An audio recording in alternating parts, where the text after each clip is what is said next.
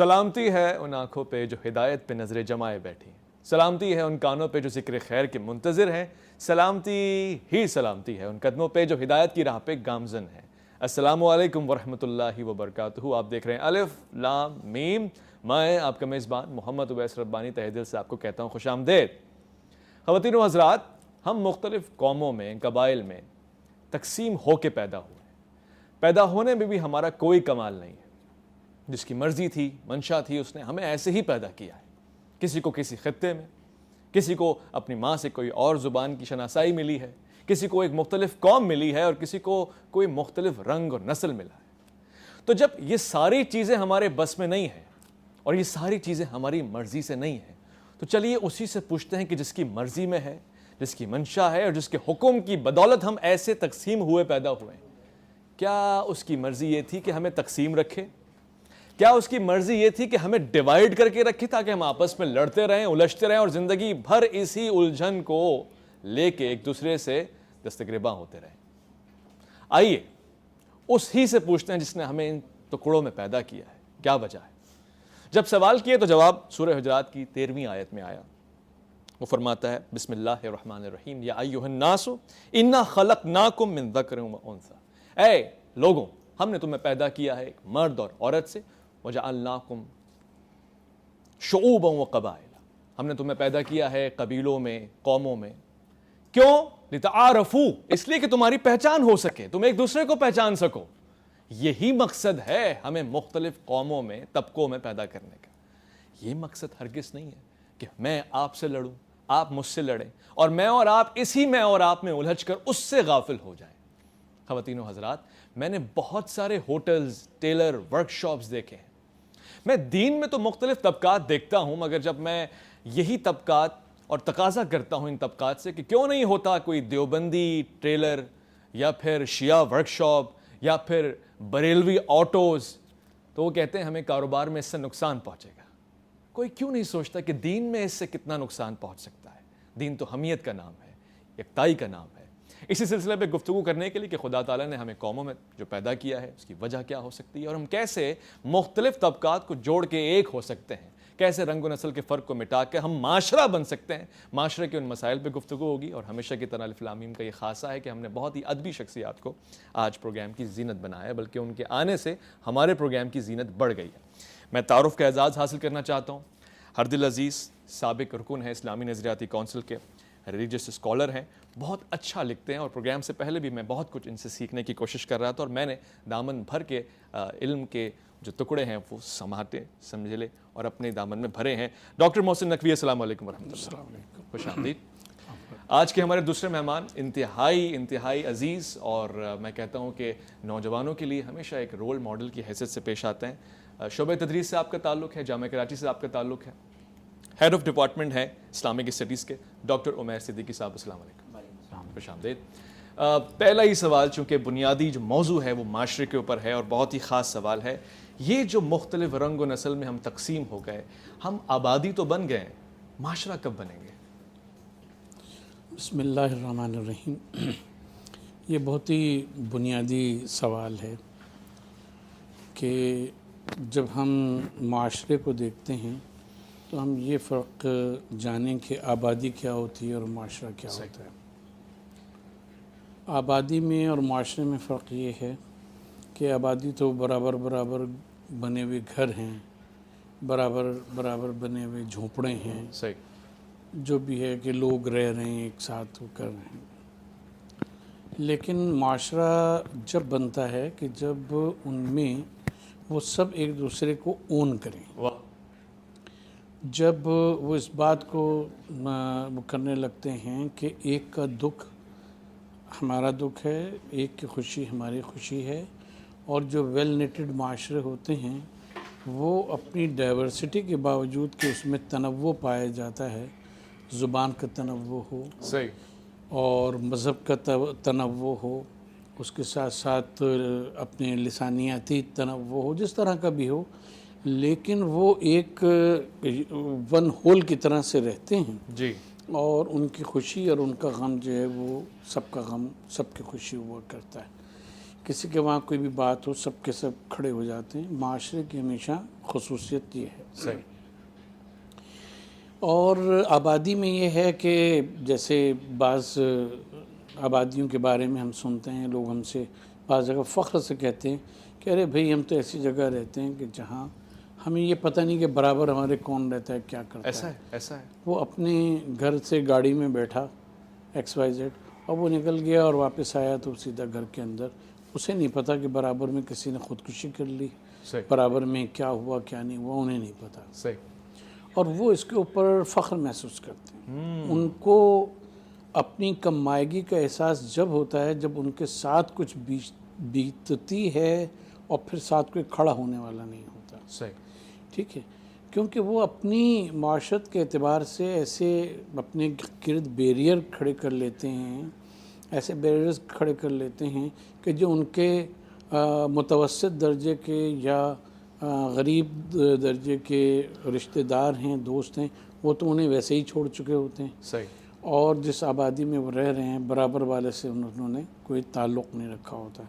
उस वक्त उनकी आंखें ढूंढती हैं कि कोई हो कि जो खड़ा हो जी। और हमें कोई कंधे ही मिल जाए रोने के लिए सही या कह हाथ मिल जाए सहारे के लिए, वो करने के लिए। तो है ये कि माशरा जो है वो बाहमी मोहब्बत, बाहमी उल्फत और इमदाद बाहमी के उसूल के ऊपर खड़ा होता है। सही। उसकी खुशी भी एक होती है, उसका जो गम है वो भी एक होता है। सही। एक माशरे को पहचानने के लिए और आबादी से डिस्टिंग्विश करने के लिए हम लोग हमेशा ये देखते हैं कि ये दो चीज़ें जो हैं वो कहाँ पाई जाती हैं। सही। जहाँ ये पाई जाती हैं कि लोगों का दुख भी मुश्तरक हो, दोनों लोगों की खुशी भी मुश्तरक हो, वो माशरा है। सही। और जहाँ ये नहीं पाया जाता तो वो आबादी है, माशरा नहीं। माशरा नहीं, और माशरा बनते बनते बड़ा वक्त लग जाएगा इस तरह, तो समझने की ज़रूरत है।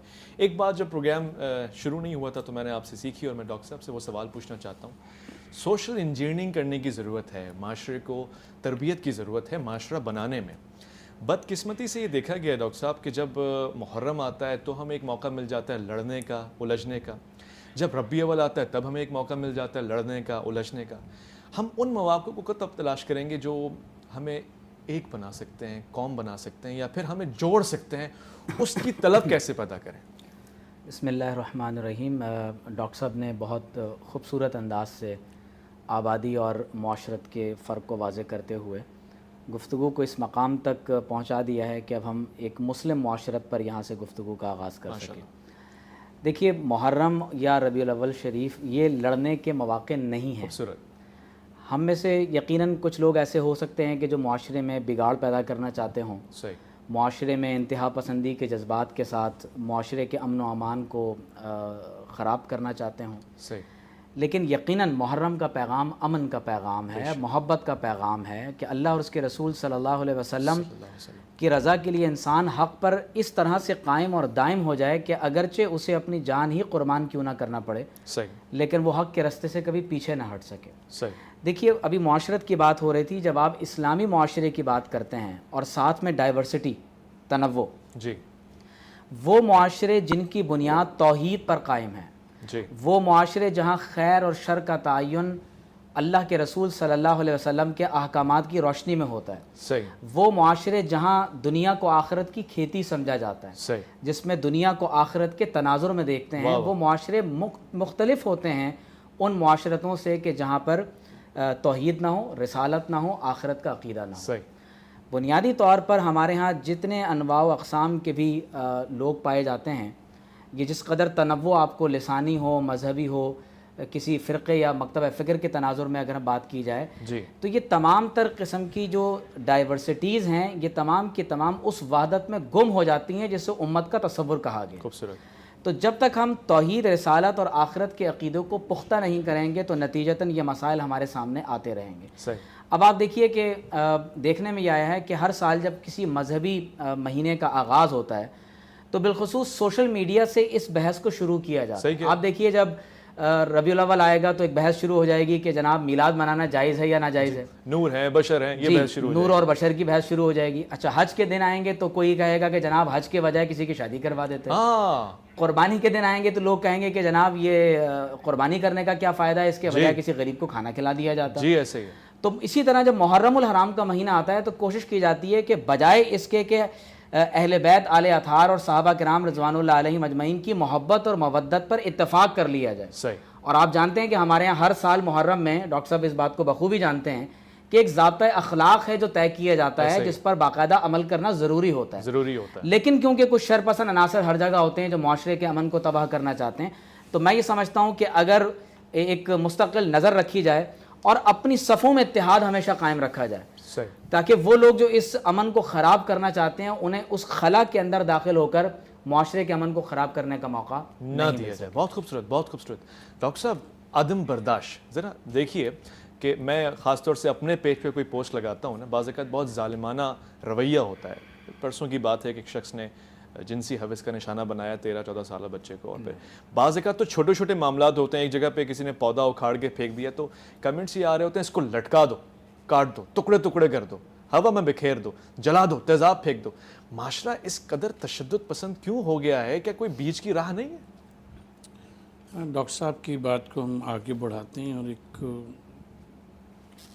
بات کی طرف توجہ دلاتے ہیں کہ دیکھیے، ہر معاشرہ عالمی سطح پہ جہاں بھی آپ افریقہ چلے جائیں، یورپ چلے جائیں، ادھر چلے جائیں، ادھر چلے، کسی مذہب میں چلے جائیں، معاشروں کے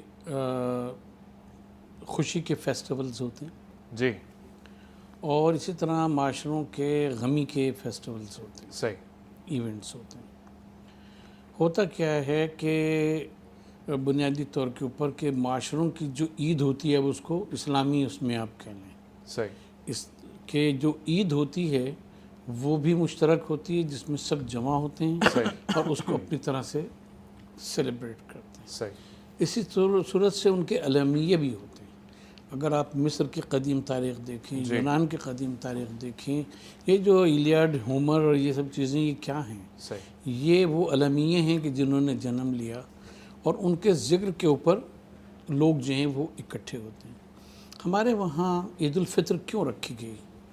بھئی ہم نے روزے رکھ لیے اور اس کے بعد ہم نے روزے رکھنے کے بعد اللہ کا شکر ادا کر لیا. یہ عید کیوں؟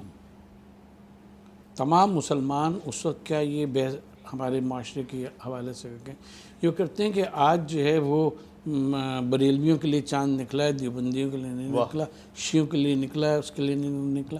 سب چاہتے ہیں کہ ایک دن اس فیسٹیوٹی میں شریک ہوں. ایسا ہی اتحاد. ایسا ہی. اسی طرح سے ہمارے معاشرے کا ایک جو عالمیہ ہے کہ جس کے اوپر لوگ اکٹھے ہو سکتے ہیں، وہ محرم کا وہ تھا کہ جس کو ہم نے اپنے بچپن میں بھی دیکھا، جوانی میں بھی دیکھا، اس عمر میں بھی دیکھا کہ اس میں لوگ اکٹھے ہوتے تھے محمد و آل محمد کے نام پہ، اہل بیت کے نام کے اوپر. اور امام حسین علیہ السلام کے ساتھ جو صحابہ کرام رضوان اللہ علیہم تھے، بعض وہ کہ جو رہ گئے مدینے میں، مکے میں، اور بعض وہ کہ جو ساتھ آئے اس کے بعد وہ شہید بھی وہاں ہوئے. تو یہ ایک عالمیہ تھا کہ جس میں لوگوں کو اکٹھا ہونا. اس سے پہلے آپ دیکھیں کہ حج ایک آپ کے موسم، اس کے لیے لفظ موسم کا ہے. اچھا. یعنی وہ پیریڈ کے جس میں حج ادا کیا جاتا ہے، یہ موسم حج کہلاتا ہے.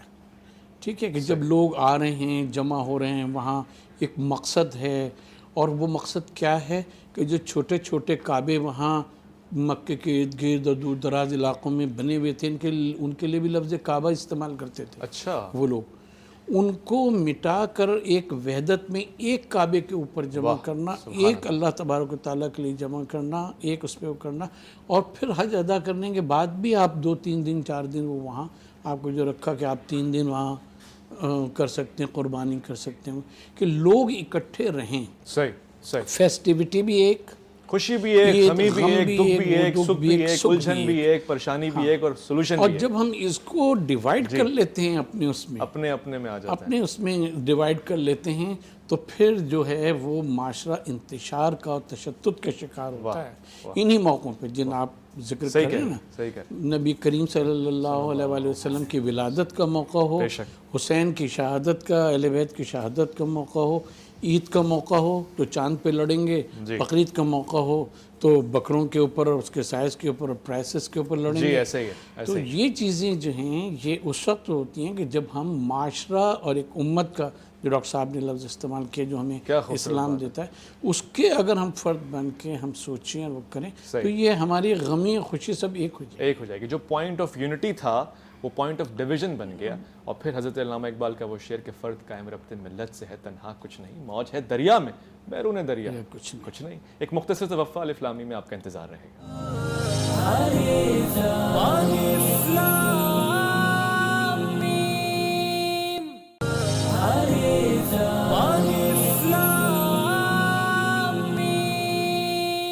अस्सलाम वालेकुम और खुश आमदीद एक बार फिर से। इसलिए भी खुश आमदीद कह रहा हूँ कि हमारे आज के इस पूरे सेट को जब मैं देख रहा हूँ तो मुझे खुशी हो रही है। गुलदस्ता है जो पूरा हो चुका है। मैं प्रोग्राम में सलाम के साथ, तहनीत के साथ और गुजारिशात के साथ, सवालात के साथ खुश आमदीद कहूँगा। हमारे बहुत ही हरदिल अज़ीज़ अल्फला के ख़तबात आपके पेश नज़र रहते हैं और हर तरह से मैं कहता हूँ कि आमिल और अमल करने वाला आलिम दीन इस वक्त माशरे की सबसे ज़्यादा ज़रूरत है। तो ऐसा डॉक्टर या ऐसा आलिम जो प्रैक्टिकली माशरे में अपना किरदार अदा कर रहा हो, उसकी आज प्रोग्राम में वाक़ईन ज़रूरत थी और वो कमी पूरी हो गई है। डॉक्टर आमिर अब्दुल्ला मोहम्मदी साहब, अस्सलाम वालेकुम। हमारा आज का पहला सवाल यानी अब से जो ब्रेक के बाद है वो आपके सामने ही आएगा। कोरोना ने बहुत तकसीम कर दिया माशरे को, एक डिस्टेंस भी आ गया है। सोशल डिस्टेंसिंग के नाम से हम थोड़ा सोशल एजुकेशन से भी दूर हो गए हैं। एहतियात ही सही, मगर अब जो इसके पोस्ट इम्पैक्ट हैं, इफ़ेक्ट्स हैं, उससे माशरा मज़ीद तकसीम होगा। ये जो इसके बुखारात हैं वो रहेंगे, या फिर आपको लगता है कि ये पॉइंट ऑफ ऑब्जेक्शन या पॉइंट ऑफ यूनिटी भी बन सकता है?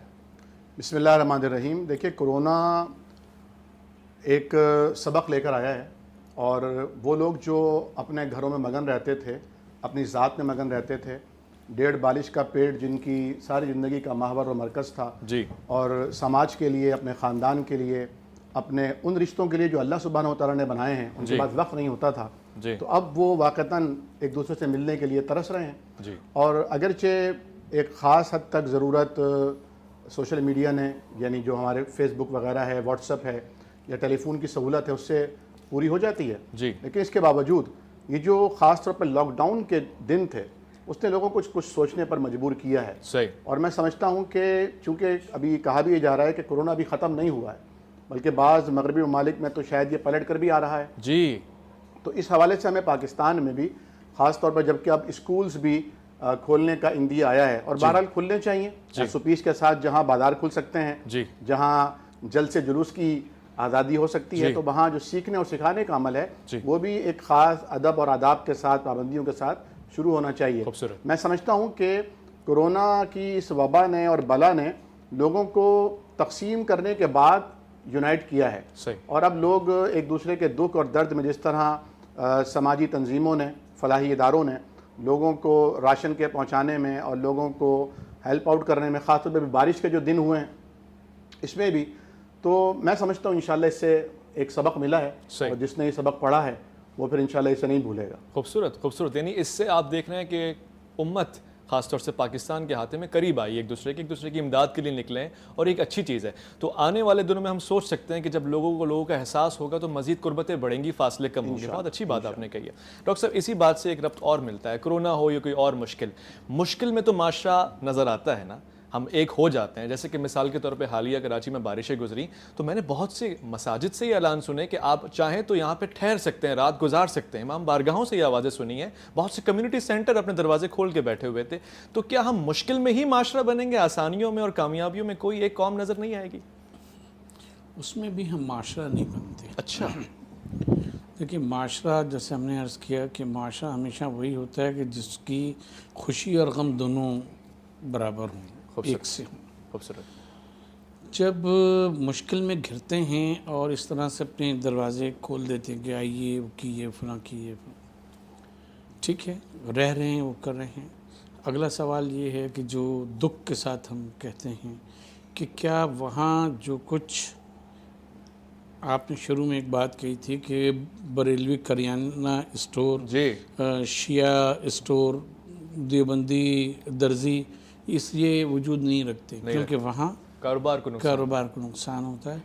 तो जब आप उसमें जाते हैं, मस्जिद में ठहर गए या वो हो गया, सवाल ये है कि जब नमाज बजमात का वक्त आता है تو کون پڑھتا ہے، کون الگ ہو جاتا ہے، کس کو علیحدہ کر دیا جاتا ہے۔ دین کے ساتھ جو پرابلم ہے نا وہ یہ ہے کہ جب ہم کلپ سنتے ہیں کہ بھئی اگر آپ کی جماعت میں فلاں مسلک کا آدمی آ جائے تو آپ کی نماز نہیں ہوتی، اور اگر یہ ماننے والا وہ ہو جائے تو آپ کے جو ہے وہ باطل ہے، اور یہ ہے وہ۔ جب اس قسم کی چیزیں ہوتی ہیں تو وقتی طور کے اوپر ہمدردی جتا دینا اور بات ہے، صحیح، لیکن یونٹی جس کو کہتے ہیں، صحیح، یونٹی وہ ہے جس کو نبی پاک صلی اللہ علیہ وآلہ وسلم نے فرمایا کہ مومنین جو ہیں وہ ایک جسد واحد کی طرح سے ہیں، اللہ اکبر، کہ اگر ایک عضو کو تکلیف ہوتی ہے تو اس کا اثر جو ہے وہ پورا بدن جو ہے وہ محسوس کرتا ہے۔ اسی صورت سے جو راحت ہے معاشرے میں، جو طبقات ہوتے ہیں جو آگے جا رہے ہیں ترقی کرنے، مثلا ہمارا بھائی ہے، جی، ایک بھائی ہم سے کمتر ہے نسبتاً معاشی طور پہ، ایک فرض کی بہتر ہے ہم سے معاشی طور کے اوپر، تو ہمیں اوپر سے اوپر جو ہے معاشی طور پہ اس سے ہمیں حسد نہیں کرنا، نیچے والا جو ہے اس کو ہاتھ پکڑ کے ہمیں اپنے برابر لانا ہے اور پھر ہمیں اس کے اوپر اٹھانا ہے۔ معاشرے جو ترقی کرتے ہیں وہ اس پیراڈائم میں جب آ جاتے ہیں تب ترقی کرتے ہیں۔ وقتی طور پہ جو لوگ اکٹھے ہو جاتے ہیں کہ اگر کوئی بس کے نیچے کچلا گیا تو جناب سب کھڑے ہو گئے اور انہوں نے پتھراؤ بھی شروع کر دیا، بس کو آگ بھی لگا دی، جس سے وہ جانے والا واپس نہیں آ جائے گا، اور وہ جو ایکسیڈنٹ کا شکار ہوا ہے وہ پروفیوز بلیڈنگ کی وجہ سے مر بھی سکتا ہے، لیکن اس کو کوئی نہیں دیکھ رہا ہوتا، وہ اپنے جذبات کو نکالنے میں مصروف ہوتا ہے۔ تو چیز یہ ہے کہ سوشل انجینئرنگ کی جو آپ نے بات کی تھی، ایک مسلمان ہوتے ہوئے اگر ہماری یہ فیلنگ ہو جائے کہ جو نبی پاک صلی اللہ علیہ وسلم نے فرمایا، اور پھر دیوار کی مثال دی کہ ایک اینٹ دوسری اینٹ کو مضبوط کرتی ہے، اگر یہ چیز موجود ہے غمی میں بھی خوشی میں بھی، تو پھر ہم اس کو ایک پازیٹیو سائن اور ایک کو سمجھ سکتے ہیں کہ ہاں امت کے لوگ کم از کم پاکستان میں جو امت محمدیہ اللہ صاحب صلاۃ والسلام یہ ہے موجود، وہ ایک اکٹھے راہ کے ایک اوپر مثبت تصویر، خوبصورت۔ ڈاکٹر صاحب میں پھر سے اسی طرف اشارہ کروں گا، میرے خیال سے آج کا بڑا سوال اہم ہے یہ، ہم ایک تو مذہبی طور سے بھی تقسیم ہیں، یہ ایک سچ ہے، اس کو جتنا بھی کوشش کریں چھٹلایا نہیں جا سکتا، پھر لسانی طور سے بھی ہم تقسیم ہیں، کہتے ہیں کہ ہر 40 کلومیٹر بعد زبان بدل جاتی ہے، سنا ہے ایسا، مگر کیا رسول خدا صلی اللہ علیہ وآلہ وسلم کے دور میں قبیلے نہیں ہوتے تھے، قومیں نہیں ہوتی تھیں، کیا مختلف نسل اور رنگت کے لوگ نہیں ہوتے تھے، کیا وہاں پہ یہ چیز پرابلم نہیں کرتی تھی؟ آج کیوں مذہبی علماء یا مذہبی قائدین اپنا کردار اگر ادا کر رہے ہیں تو اس کے تاثرات یا اس کے اثرات نہیں آ رہے؟ دیکھیے ویسے قائد اعظم نے اپنے ایک نشری خطبے میں جب آپ آسٹریلیا کے اسٹوڈنٹ سے خطاب فرما رہے تھے تو آپ نے ان سے فرمایا کہ کوئی طالب علم مجھ سے یہ سوال کر سکتا ہے جی کہ مشرقی اور مغربی پاکستان کے درمیان میں 1000 میل کا سفر ہے، تو آخر وہ کون سی قوت ہے جس نے ان دونوں خطوں کو ایک ساتھ جوڑ کر رکھا ہوا ہے؟ تو آپ فرماتے ہیں کہ میں اس کا جواب ایک لفظ میں دوں گا، اور وہ یہ ہے کہ فیتھ، وہ ایمان کی دولت ہے، کہ ہم اللہ وحدہ لا شریک پر ایمان رکھتے ہیں اور محمد رسول اللہ صلی اللہ تعالی علیہ وسلم کا کلمہ طیبہ۔ بہت عمدہ گفتگو۔ تو گویا کہ جس ذات اقدس پر پوری امت مسلمہ کا اور بالخصوص اہل پاکستان کا، کیونکہ آپ تو پاکستان کے بارے میں کہتے ہی یہی ہیں کہ پاکستان کا مطلب کیا، لا الہ الا اللہ محمد رسول اللہ، اب وہ دیوبندی ہو، بریلوی ہو، شیعہ ہو، اہل حدیث ہو، کسی بھی مکتبہ فکر سے تعلق رکھتا ہو، اگر وہ مسلمان ہے، کم از کم اسلام کے دائرے میں داخل ہے، تو آپ اندازہ کر لیجئے کہ اس نے یقینی طور پر یہی کلمہ طیبہ ہے جو پوری امت مسلمہ کے ساتھ جوڑتے ہوئے جس کو اس نے پڑھنا ہے۔ تو لہٰذا میں یہاں پر یہ اس بات میں ڈاکٹر صاحب کی بات کو آگے بڑھاتے ہوئے، پرابلم اس وقت یعنی کریٹ ہوتی ہے کہ جب آپ ظالم کو ظلم کرتے ہوئے روکتے نہیں۔ اللہ اکبر۔ دیکھیے ایک حدیث شریف میں ہے کہ آپ صلی اللہ علیہ وسلم نے فرمایا کہ ظالم اور مظلوم دونوں کی مدد کرو، تو پوچھا گیا کہ مظلوم کی مدد تو سمجھ میں آتی ہے، ظالم کی مدد کیسی ہے؟ فرمایا کہ اس کو ظلم کرنے سے روکو۔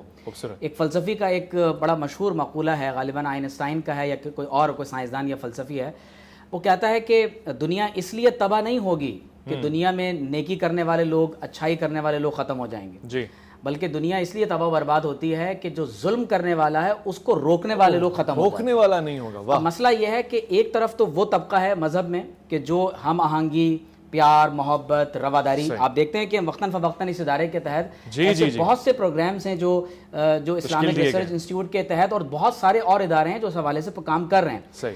تو ایک نیریٹو تو وہ ہے جو اس طرح کے اداروں سے, اس طرح کی مذہبی شخصیات کی طرف سے جاتا ہے کہ جو پاکستان میں ایک وحدت, محبت اور ایک باہمی ہم آہنگی کے پیغام کو پیش کرتا ہے. صحیح. لیکن وہ لوگ جب اس کو, یعنی شر پسند لوگ اس کو ختم کرنے کی کوشش کرتے ہیں تو ایسے لوگوں کو روکنا ضروری ہے. روکنا بہت ضروری ہے. اگر ہم ظلم کو نہیں روکیں گے, اگر انتہا پسندی کے وہ جذبات جو انسان کو شر پسندی کی طرف لے جا رہے ہیں, اگر اس مائنڈ سیٹ کو ایڈریس نہیں کیا جائے گا, تو یہ بات ذہن میں رکھ لیجئے کہ تالی دونوں ہاتھوں سے بجتی ہے. صحیح.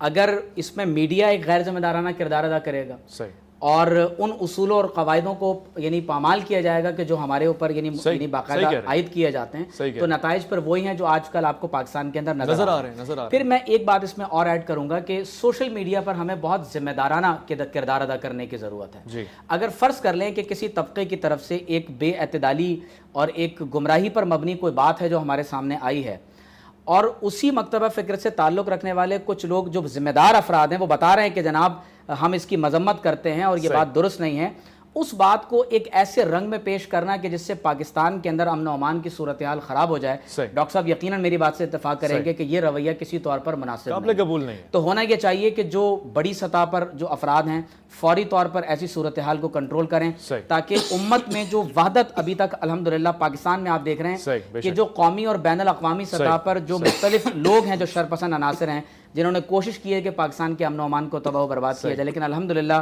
ابھی تک کوئی اس طرح کی سچویشن کریٹ نہیں ہو ضروری بات آپ نے کی ہے. تو پہلی بات تو یہ کہ مین اسٹریم میڈیا کو اپنا ذمہ دارانہ کردار ادا کرنا ہے. مذہب میں وہ لوگ جو انتشار پیدا کرتے ہیں اور بد امنی کی طرف قدم اٹھا چکے ہیں, ایسے لوگوں کو لگام دینے کی ضرورت ہے. عام لوگ سوشل میڈیا پر اپنا مثبت کردار ادا کریں, کوئی منفی کامنٹ کرتے ہوئے بھی کوئی کامنٹ کریں تو یہ سوچیں کہ اللہ نے فرمایا کہ ما یلفظ من قول الا لدیہ رقیب عتید, کوئی ایک لفظ بھی اگر تم ادا کرتے ہو تو اللہ تعالیٰ کی طرف سے ایک بہت مضبوط نگران اور نگہبان اس کو لکھنے کے لیے بیٹھا ہوا ہے.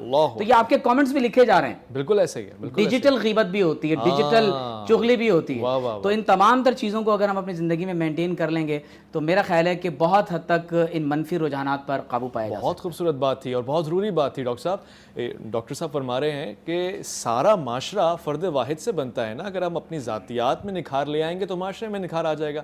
اور اوپر کی سطح کے لوگ تو سدھرتے ہیں, بات بھی یہی ہو رہی ہے, حکایتیں نصیحتیں, مگر نیچے تک اس کے اثرات کیسے آئیں, سوال تو یہ پیدا ہوتا ہے نا.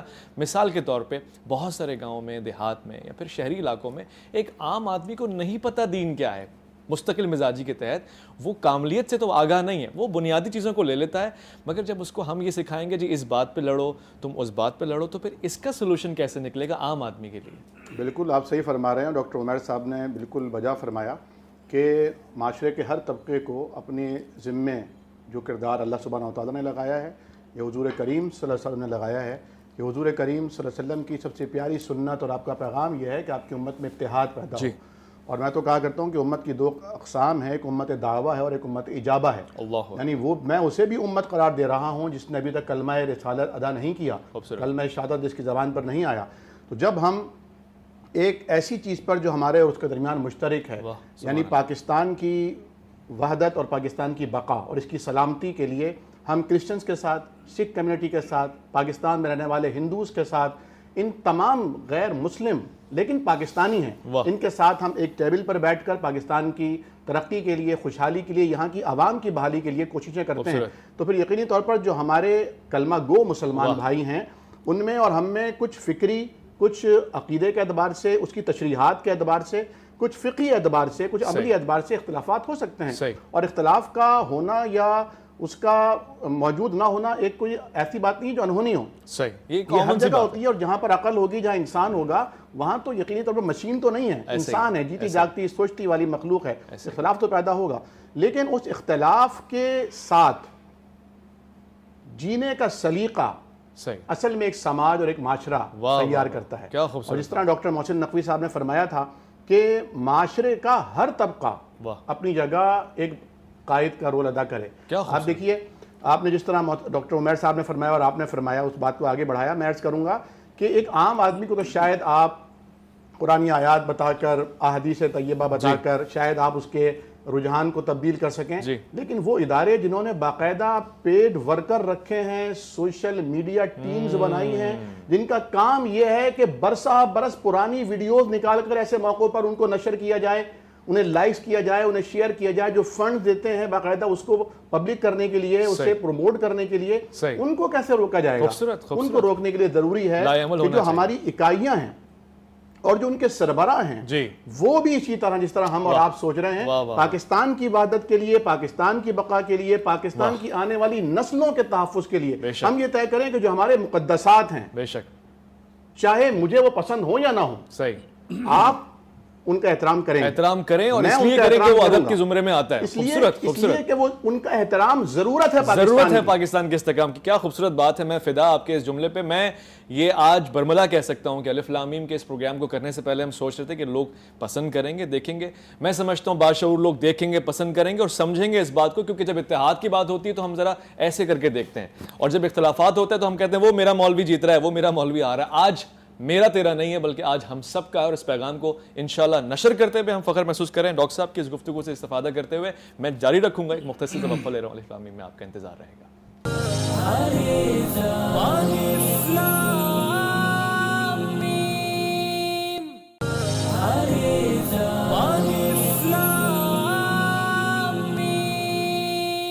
الف لام میم دیکھنے والوں کو ایک بار پھر سے میں کہوں گا کہ اچھا ہوا کہ آپ نے اس گفتگو کو سن لیا آج, اور میں چاہوں گا کہ اس کو مزید آگے بھی پہنچائیں. یہ جو پروگرام ہے بہت خاص ہے, یہ آپ کی نسلوں کو بچائے گا, تحفظ دے گا, چاہے آپ کا تعلق کسی بھی قومیت سے یا کسی بھی مکتب فکر سے ہے. آپ کو یہ ڈر نہیں ہوگا نماز پڑھتے ہوئے کہ برابر والا مجھے کہیں کافر کہہ کے یا مشرک کہہ کے یا کوئی اور نام دے کے مار دے. تو اس لیے اس پروگرام کو جتنا ہو سکے بڑھائیے گا. ڈاکٹر صاحب, مجھے اتفاق ہوا باہر ملک جانے کا, میں نے یہ دیکھا ہے کہ جب ان کے سامنے اسلام پیش کیا جاتا ہے نا, جس تھیوری کو ہم ان کے سامنے پیش کرتے ہیں, وہ امپریس ہوئے بغیر نہیں رہ سکتے. وہ کہتے ہیں اس کا کوئی عملی نمونہ دکھا دو, آج اسلام لے آئیں گے. معاشرہ نہیں بنا پائے ہم اب تک, اس کی کیا وجہ ہے؟ دیکھیں, نبی پاک صلی اللہ علیہ وآلہ وسلم کا اور صحابہ کرام کا اور اہل بیت کا رضوان اللہ علیہم تعالی اجمعین, ان کا جب ہم دور دیکھتے ہیں جی تو اس میں کوئی کتابی اور کہنا چاہیے کہ محض نظریاتی باتیں نہیں تھیں. باتیں نہیں, سارا معاملہ یہ. اس کے ساتھ ساتھ یہ کہ جب تک تم وہ بات کہتے کیوں ہو جس کے اوپر تم عمل نہیں کرتے, سبحان اللہ, اس پہ جب تم عمل نہیں کرتے تو ایسی بات کیوں کہتے ہو؟ اس کی وجہ یہ ہے کہ نبی پاک صلی اللہ علیہ وآلہ وسلم نے ڈے ون سے ہمیں یہ سکھایا کہ دین کسی مجرد فلسفے کا, نظریے کا, اس کا نام نہیں ہے. دین نام ہے اس کے ساتھ اسوہ رسول کی پیروی کا, کہ جو عملی اس کی صورت ہے, یعنی معاشرہ اور دین ساتھ ساتھ چلتا ہے.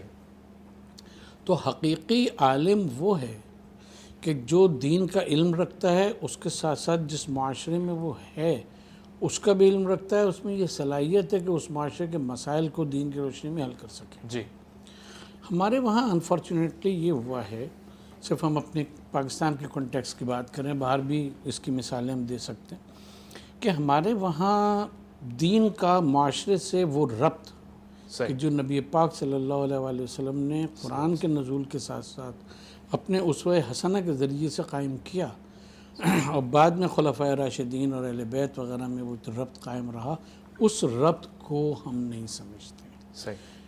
قرآن جانتے ہیں, پورا سنا دیں گے, تفسیر بھی اس کی بیان کر دیں گے, احادیث بھی بیان کر دیں گے, لیکن معاشرے کا فہم جو ہے جو کہ ڈائنامک اور ہمیشہ آگے بڑھتا رہتا ہے, چینج ہوتا رہتا ہے معاشرہ, اس کا فہم نہیں حاصل کر پاتے.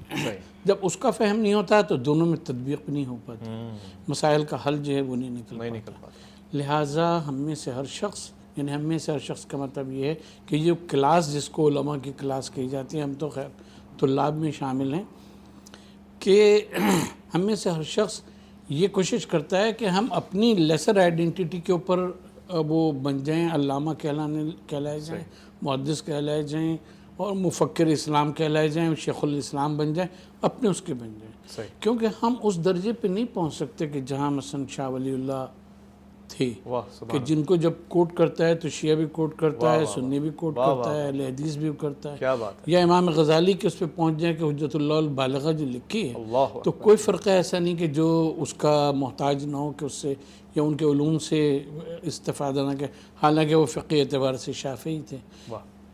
शाह वली उल्लाह जो थे वो हनफी थे अपने फ़िक़्ही एतबार से, जी और इस तरह से आपको बड़ी शख्सियात मिलेंगी। नजर आएंगे। वो अली सीना के बारे में कौन बहस करता है कि उनका मसलक क्या था, जी फराबी के बारे में कौन बहस करता है, सब जानते हैं।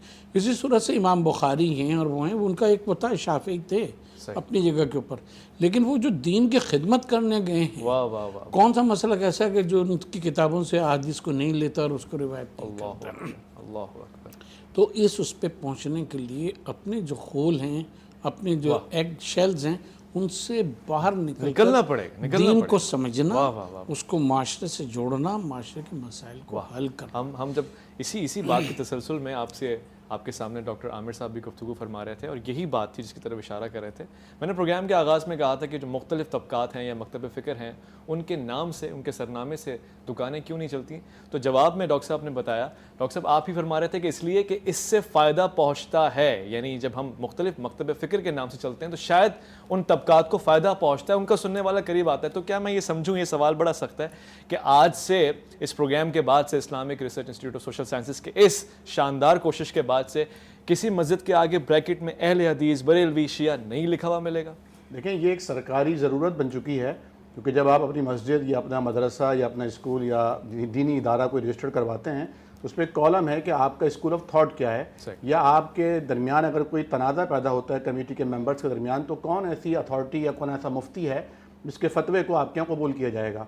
तो उस मजबूरी की बिना पर, अगर इंतज़ामी मजबूरी की बिना पर किसी मस्जिद के आगे बरेलवी ट्रस्ट लिखा जाए या देवबंदी ट्रस्ट लिखा जाए या शिया ट्रस्ट लिखा जाए या हदीस ट्रस्ट लिखा जाए, तो मैं समझता हूँ इसमें कोई हरज नहीं होना चाहिए, क्योंकि जैसा कि आपने फरमाया कि अल्लाह ताला ने ये शक्लें और ये कबीले और ये ज़बानें तारुफ के लिए, तो यहाँ भी अगर तारुफ की हद तक महदूद रहा जाए तो बहुत अच्छी बात है।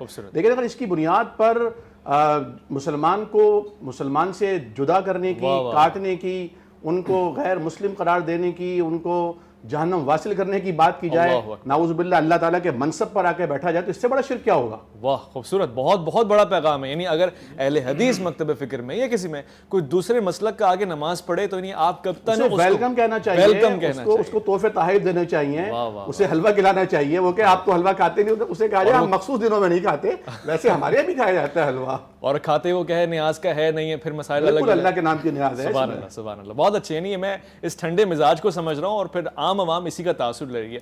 डॉक्टर साहब, आप चूँकि पढ़ाते भी हैं और आप देखते हैं कि नौजवानों में रुझान किस किस्म का है, हम कौम बन जाएं, मुसलमान बन जाएं, ये दोनों बातें हमें एक ही करती हैं, मगर बदकिस्मती से हम दोनों बातों से मज़ीद तकसीम होते जा रहे हैं। अब चूँकि मुझे इसका सलूशन लेना है और ये बहुत बड़ी कोशिश और काविश है Islamic research institute of social sciences की, जिन्होंने ये प्रोग्राम तश्कील दिया है।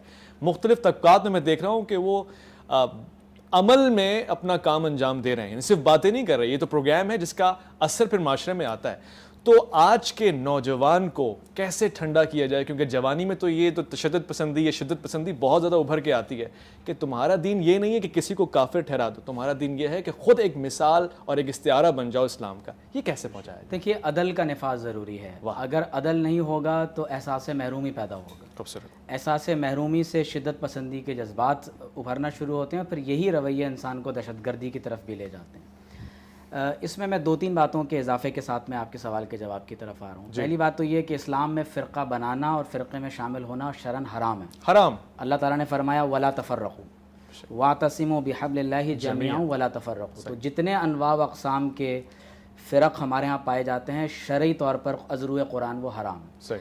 अब हमारे यहाँ एक दूसरी बात अगले मरहले पर यह कही जाती है कि अब क्योंकि फ़िरक़े तो बन चुके हैं, अब उनको ख़त्म तो नहीं किया जा सकता, तो अब एक अगली बात आती है कि जनाब क्योंकि फ़िरक़े बने हुए हैं, सदियों से चले आ रहे हैं, तो अब किस तरह से हम आहंगी के साथ एक दूसरे को बर्दाश्त करते हुए हम आगे चल सकते हैं, पाकिस्तान को एक पुरअमन मुआशरे के तौर पर कायम रखा जा सकता है। तो उसके लिए फिर मजहबी रवादारी, रिलीजियस टॉलरेंस और हम आहंगी की बात की जाती है। तीसरी बात यह है कि जब हम ये कहते हैं कि किसी को काफिर ना कहो, तो उसमें बाज़-औक़ात हम दुरुस्त और गलत बात को हम खलत मलत कर देते हैं। जो मुस्लिम है उसको काफिर कहना सबसे बड़ा गुनाह है, क्योंकि आप सल्लल्लाहु अलैहि वसल्लम ने फरमाया कि अगर कोई किसी मुसलमान को या काफिर कहे तो अगर वो काफिर ना हो तो कुफर उसकी तरफ पलट कर आता है। और हुज़ूर अलैहि सलाम ने फरमाया किसी मुसलमान को काफिर कहना उसको कत्ल कर देने के मुतरादिफ है। लेकिन अगर कोई काफिर ही है तो अब उसको तो मैं मुसलमान नहीं कह सकता। लिहाजा हमारे यहाँ पाकिस्तान में इस्लाम और कुफ्र की जब तकसीम की जाती है तो आईने पाकिस्तान में मुस्लिम और गैर मुस्लिम की तारीफ को मुतय्यन किया जा चुका है। तो एक तीसरी जो अहम बात है वो ये है کہ اگر ہم پاکستانی معاشرے سے فرقہ واریت کو ختم کرنا چاہتے ہیں تو ہمیں دو رخی رویے کو ختم کرنا پڑے گا. میں جب ممبر پر بیٹھتا ہوں تو میرا رویہ کچھ اور ہوتا ہے, میں جب اپنی نجی محافل میں ہوتا ہوں تو میرا رویہ کچھ اور ہے, اور جب میں ٹی وی چینل پر بات کر رہا ہوں تو میں بہت پیار, امن, محبت کی بات کرتا ہوں. پھر اس میں ایک چوتھی جو اہم بات ہے وہ یہ ہے کہ میرا خیال ہے کہ ہمیں اپنی مساجد کے باہر یقینی طور پر اہل حدیث, دیوبندی, بریلوی, شیعہ, سنی مساجد کے باہر یہ نہیں ہونا چاہیے. اور میری معلومات کے مطابق پاکستان کے قوانین میں ایسا کہیں نہیں لکھا ہوا کہ میں پابند ہوں کہ میں اپنی مسجد کے باہر لکھوں کہ یہ اہل حدیث, دیوبندی, بریلوی کی مسجد ہے. ڈاکومنٹیشن میں ایک ضرورت ضرور ہو سکتی ہے, لیکن کم از کم مساجد کے باہر یہ نہیں ہونا چاہیے. اس کی وجہ یہ ہے کہ اگر میں اپنی مسجد کے باہر یہ لکھ دیتا ہوں کہ جناب یہ تو اہل حدیثوں کی مسجد ہے, تو یقیناً ایک بریلوی تو نہیں آئے گا. جب میں نے بینر ہی یہ لگا دیا کہ بھئی یہ تو صرف اہل حدیث مکتبہ فکر کی مسجد ہے, تو یقیناً کوئی اور اس میں داخل نہیں ہوگا. سولوشن کیا ہے؟ ون لائنر جو ون لائن سولوشن آپ کہہ سکتے ہیں وہ یہ ہے کہ اللہ رب کریم نے فرمایا تعالوا الی ما انزل اللہ و الی الرسول صلی اللہ علیہ وسلم. اگر تمام مکاتب فقہ اور تمام مکاتب فکر اس بات کو عام کریں کہ ہمارا جو اصل مرکز ہے, جو اصل محور ہے, جس ذات اقدس کی طرف ہمیں پلٹ کر جانا ہے, جن کے قدموں تک ہمیں پہنچنا ہے, اور جن کی وفاداری کے ما سوا کسی اور کی وفاداری کو ہم کبھی تسلیم نہیں کر سکتے, اور جن کی وفاداری کبھی منقسم نہیں ہو سکتی, اور جن کی غیر مشروط وفاداری اور ایمان جن پر ہمیں لانا ہے, تو وہ محمد رسول اللہ صلی اللہ علیہ وسلم کے ذات اقدس ہے. یہی وہ بات ہے کہ قرآن اور محمد رسول اللہ کی محبت یہی امت کو جوڑ سکتی ہے. بہت شکریہ ڈاکٹر عمیر صاحب, آپ کا شکریہ. ڈاکٹر عامر عبداللہ محمودی صاحب بہت شکریہ. ڈاکٹر نقوی صاحب نہ رسیدی تمام بھول. میں متفق ہوں ان کی بات سے. آپ بھی متفق ہیں؟ بس تو پھر آج ایک قرارداد پاس ہو گئی جی, اپنی مساجد کے آگے ہم اسلام یعنی اہل کلمہ کو دعوت دیں گے, کسی خاص طبقے کو نہیں دیں گے, اور آنے پہ ویلکم بھی کہیں گے, تحائف بھی دیں گے. بس میں اسی سے, کیونکہ مجھے پتا ہے اب وقت ہے ہی نہیں اور کسی وقت بھی پروگرام کٹ کے خبر کی طرف چلا جائے گا. ایک بات یاد رکھیے گا, گناہوں میں بھی تو ہم تقسیم نہیں ہوتے نا. سینما گھروں میں تو ہم بیٹھ جاتے ہیں ساتھ میں بغیر دیکھے کون تھا.